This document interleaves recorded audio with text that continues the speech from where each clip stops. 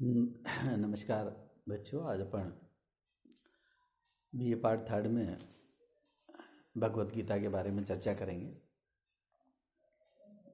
जब अर्जुन थोड़ा सा उदास और व्यथित दिखाई देता है तब कृष्ण उसे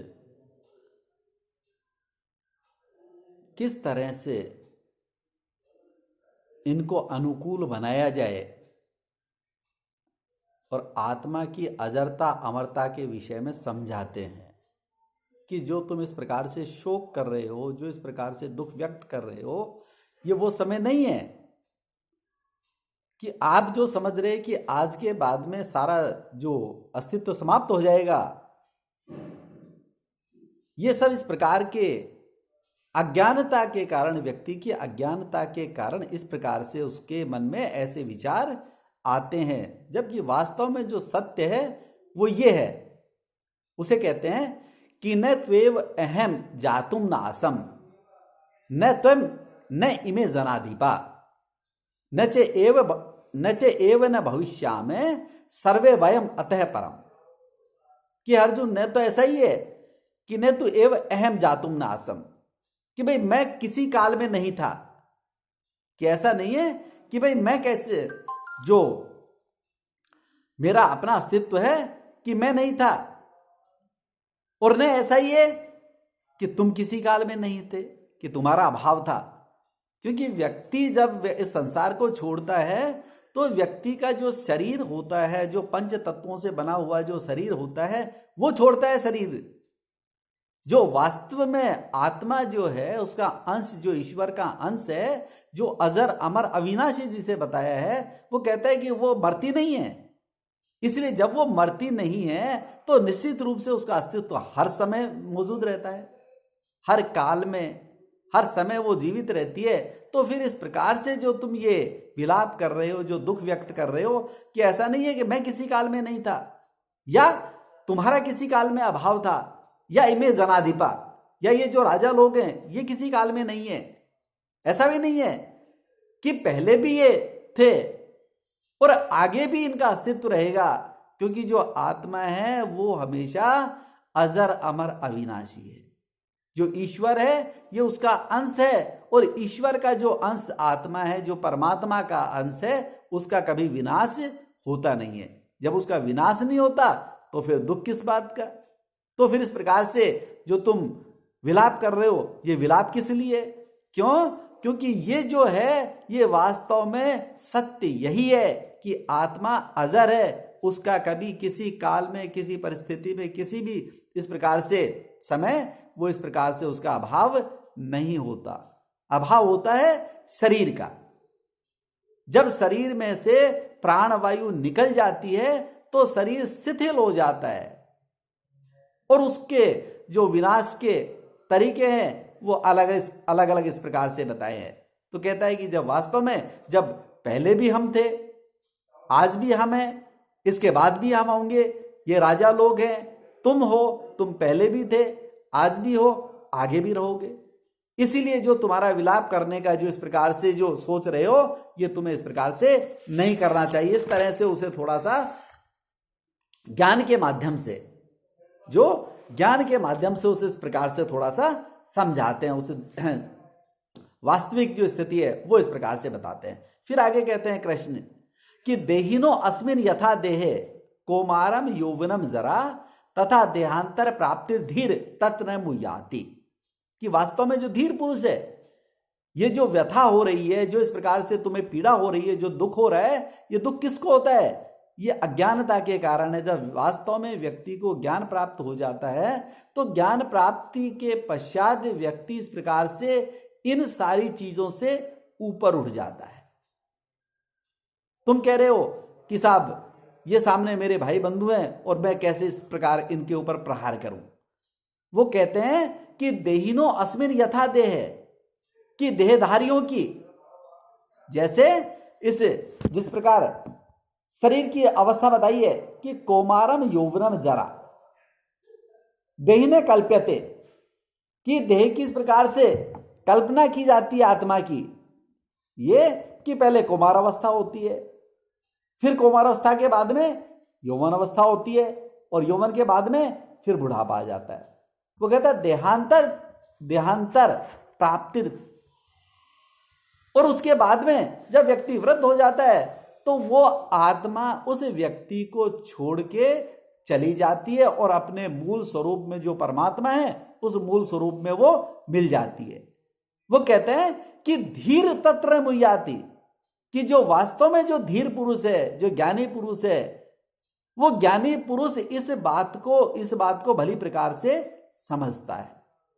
जो इस बात को भली प्रकार से समझता है कि प्राणवायु के चले जाने से जो हमारा शरीर है वो इस प्रकार से शिथिल हो गया, जो शरीर को लौकिक भाषा में कहते हैं कि मृत हो गया, शरीर मर गया, ये व्यक्ति मर गया, फला व्यक्ति इस प्रकार से।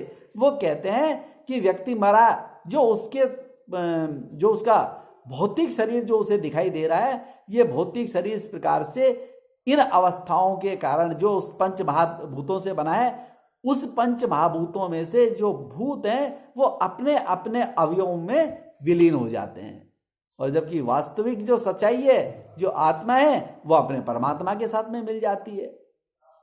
तो ये अवस्था इस प्रकार से बदलती रहती है कि जैसे व्यक्ति का जन्म होता है और वो जन्म के बाद में वो कुमार अवस्था में आता है, वो यौवन अवस्था में आता है, वो वृद्ध होता है और धीरे धीरे वृद्धता के बाद में शरीर को छोड़ देती है आत्मा। वो कहते हैं कि धीर पुरुष इस प्रक्रिया को भली प्रकार से समझता है, इस वास्तविक सच्चाई को भली प्रकार से समझता है कि वास्तव में जो आता है वो जाएगा, जो आगमन और प्रस्थान का समय है व्यक्ति का, इसमें कोई उसे रोक नहीं सकता, ये प्रकृति की सच्चाई है। जिसका जन्म हुआ है उसकी मृत्यु भी होगी। जब व्यक्ति इस सच्चाई को समझ जाता है तो उसे वास्तविक स्थिति का भान हो जाता है और उसे पता लग जाता है कि भाई वास्तव में सच्चाई ये है, तो फिर दुख किस बात का, फिर इस प्रकार से जो पीड़ा किस बात की, जो मोह किस बात का। और वो इस अवस्था में जब पहुंच जाता है उसे कहते हैं धीर पुरुष, जो धैर्यशाली, जो धीर पुरुष है। जब उसे इस बात की सच्चाई का ज्ञान हो जाता है तो इन सारे चीजों से वो ऊपर उठ जाता है, और वास्तव में वही मुक्ति का मार्ग है। व्यक्ति मुक्त कब होगा? जब इन सारे मोह प्रपंच आदि से वो व्यक्ति ऊपर उठ जाएगा। सुख दुख, राग द्वेष, लाग लपेट, इन सारी चीजों का इस प्रकार से जब वो एकाकार कर लेता है, हर परिस्थितियों में एक होता है, तो उसे पता लग जाता है कि हाँ भाई अब कोई परिस्थितियां इस प्रकार से मुझे विचलित नहीं कर रही है। तब वो उस स्थिति में पहुंच जाता है जिसकी भगवान कल्पना कर रहे हैं कि इस स्थिति में होना चाहिए, तुम्हें धीर होना चाहिए। कि तुम्हारे जैसे इस प्रकार के जो धनुर्धर है और वो इस प्रकार से विचलित हो गए तो कैसे काम चलेगा। फिर आगे इसी का समर्थन करते हुए कहते हैं कि मात्रा स्पर्शास्तु कौन्ते शीत उष्ण सुख दुख दा आगम पाइनो अनित्यास्य तांत दिक्षु भारत है।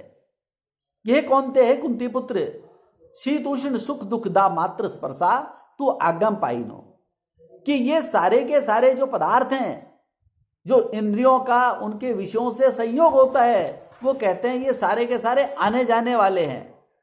संसार में शीतलता है, उष्णता है, सुख है, दुख है, जो इनका अनुभव करता है व्यक्ति, सांसारिक जो पुरुष इनका अनुभव करता है, वो कहता है कि जब वो इनका अनुभव करता है और वो इन द्वंद्वों को इस प्रकार से सहन कर लेता है, उसे ये पता लग जाता है कि मात्र स्पर्शा तू आगम पाइनो आने जाने वाले, कि जो हमारे पास आज है वो हमेशा ऐसा नहीं रहेगा कि हमेशा हम इस प्रकार से सुखी हैं तो सुखी रहेंगे।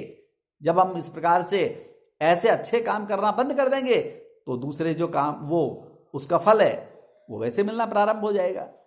वो कह रहा है अनित्य, कि ये सारे के सारे अनित्य हैं, ये परमानेंट नहीं है आपके पास में, ये सारे के सारे आने जाने वाले लोग हैं, ये सब इस प्रकार से आते हैं जाते हैं, इस प्रकार से चले जाते हैं। वो कहता है तांत तिक्षु, कि तुम इन्हें सहन करो। जब व्यक्ति को इन वास्तविक परिस्थिति का भान हो जाता है तो कहते हैं कि इन्हें सहन करो तुम। क्यों? अरे ये तो आने जाने वाले हैं, थोड़े दिन तुम्हारे पास में है, फिर चले जाएंगे। और जो जो अच्छा समय वो तुम्हारे पास में आ जाएगा। कि वास्तव में जो सर्वोत्कृष्ट जो पुरुष है वो इस प्रकार से धैर्यशाली पुरुष कहलाता है। जो धैर्यशाली पुरुष है, जो हर परिस्थिति में उस एक समान अपने आप को बनाए रखता है, चाहे सुख हो चाहे दुख हो, चाहे सर्दी हो चाहे गर्मी हो, चाहे इस प्रकार से अच्छाई का समय हो चाहे बुराई का समय हो। वो हर परिस्थिति में उसे, जिस व्यक्ति को, जैसे सन्यासी व्यक्ति को जो भोग पदार्थ दिए जाते हैं, तो सन्यासी मीठे को भी उसी प्रकार से ग्रहण करता है, खट्टे को भी उसी में ही ग्रहण करता है, और नमकीन भी एक ही साथ ले लेता है। सबको एक साथ इस प्रकार से उनका वो भोग करता है, उनका आचमन करता है।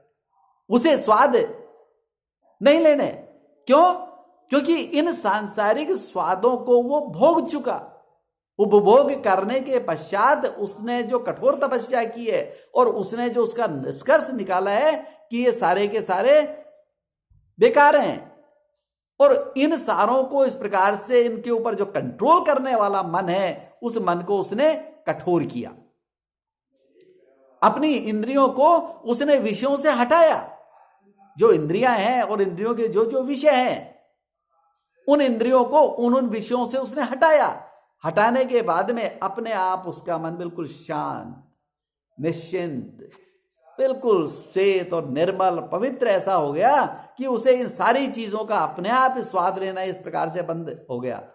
जब मन शांत होता है, मन निर्मल होता है, मन पवित्र होता है, उसे इन सारी चीजों का भान हो जाता है कि वास्तव में सच्चाई ये है, तो वो इन सारी चीजों से ऊपर उठ जाता है और उसे भान हो जाता है, ज्ञान हो जाता है कि वास्तव में ये असली तो ये है, सच्चाई तो ये है, और इसलिए मुझे इस सच्चाई के मार्ग पे चलना चाहिए।